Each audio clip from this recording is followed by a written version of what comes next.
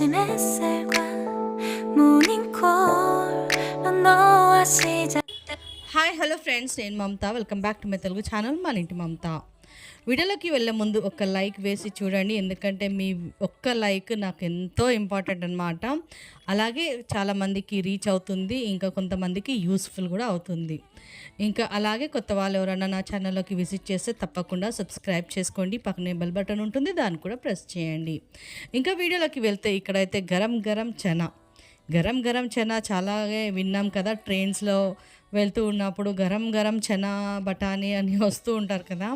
So garam chana అంటే చాలా బాగుంటుంది. అలాగే కారం శనగలు కూడా అంటాము. ఈ శనగలు వచ్చేసి మనము నార్మల్ శనగలు అనమాట, కాబూలీ చనా అయితే కాదు.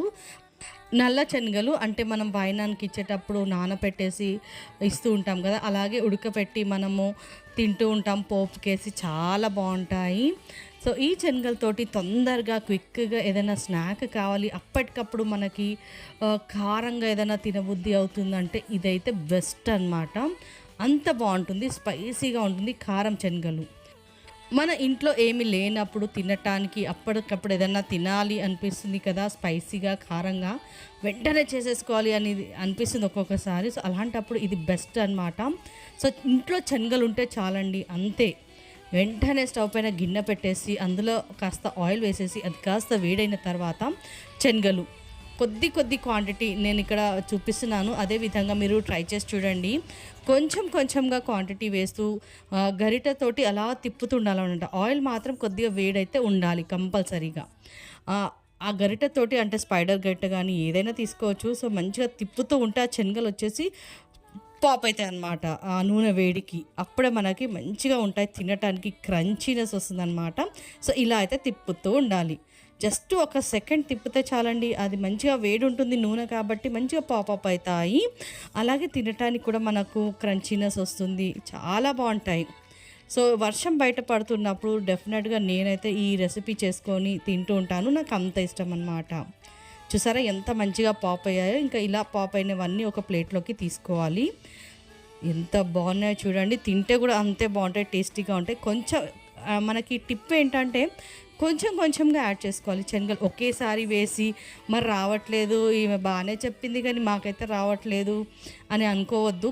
కొద్దిగా శనగలు యాడ్ చేసుకుంటూ ఇలా గరిటె మాత్రం తిప్పుతూ ఉండాలి. చూసారా నేను ఎంత క్వాంటిటీ వేసానో, జస్ట్ ఒక 2-3 స్పూన్స్ అంతే. సో ఇలా అయితే కొంచెంగా వేసుకుంటూ మనం మంచిగా ఫ్రై చేసుకొని ఒక ప్లేట్లోకి అయితే తీసేసుకోవాలి. చూసారా చాలా బాగున్నాయి కదా. సో మనకి నచ్చినట్టయితే ఇలా కూడా తినేయచ్చు అనమాట. చిన్నపిల్లలకి ఇలా కూడా ఇవ్వచ్చు. అంటే చిన్నపిల్లలు అంటే మరి ఇన్ఫెంట్స్కి ఇవ్వకండి, ఎందుకంటే మళ్ళీ గొంతులో తట్టే ప్రమాదం ఉంటుంది కాబట్టి. సో కొంచెం ఎదిగిన పిల్లలకి ఇవ్వచ్చు.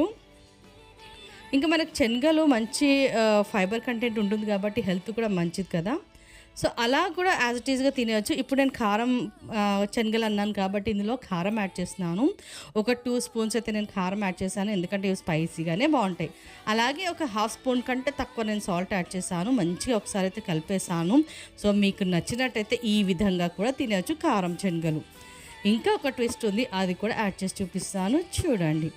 సో చూసారా ఇదే అనమాట పెద్ద ట్విస్ట్. ఉల్లిపాయ లవర్స్కి అయితే ఉల్లిపాయలు వేసుకొని తింటే ఆహా మాటల్లో చెప్పలేమన్నమాట. సో నా లాంటి వాళ్ళు సో చాలా బాగుంటుంది ఉల్లిపాయలు వేసుకొని తింటూ ఉంటే. ఆ క్రంచీనెస్ శనగలది అలాగే ఉల్లిపాయ ఫ్లేవర్ సూపర్ ఉంటుంది. ఒక్కసారి ట్రై చేసి చూడండి, వర్షాకాలంలో డెఫినెట్గా బాగుంటుంది. సో మళ్ళీ సరికొత్త వీడియోలో కలుద్దాం, అంతవరకు బాయ్ ఫ్రెండ్స్.